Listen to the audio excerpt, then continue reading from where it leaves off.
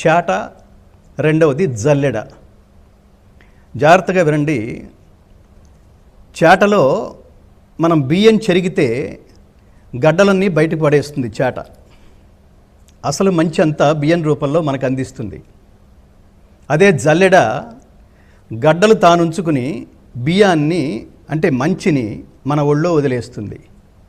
అంటే ఈ రెండిటి జ్ఞానానికి సంబంధించి మనం ఆలోచిస్తే చాట ఏమో జ్ఞాని, ఎందుకంటే చెడును వదిలేస్తుంది, మంచిని తను ఉంచుకుంటుంది.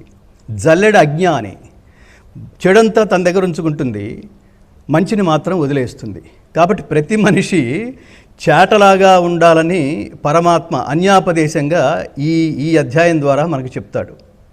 ఇంకా చాలా విశేషమైన మాట ఏమిటంటే అది 2వ అధ్యాయంలోనే చెప్తాడు. ఆత్మజ్ఞానపూర్వక కర్మానుష్ఠానము. ఆత్మ అంటే పరమాత్మ. మనం